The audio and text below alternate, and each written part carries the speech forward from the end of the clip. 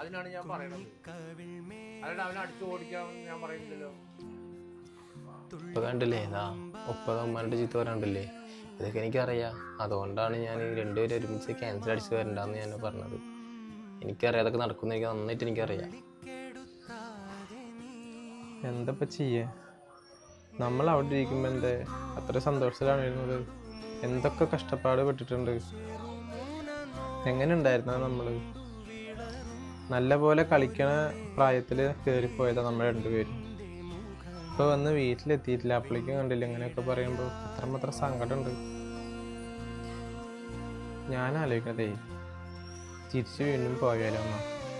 എന്താ നീ പറയണത്? തിരിച്ചു പോവേ? നീ എന്ത് വർത്തനം പറയണത്? നമ്മൾ തിരിച്ചു പോകാൻ വേണ്ടിയിട്ടാണ് നമ്മൾ ഇങ്ങോട്ട് വന്നത്. രണ്ടുപേരും മതിയാക്കി ഒഴിവാക്കി പോന്നതല്ലേ, കുറേ നയിച്ചില്ലേ. അയ്യോ, ഞാനേ രണ്ടും കൽപ്പിച്ച് പ്ലാനിങ്ങിലാണ് പോന്നിട്ടുള്ളത്.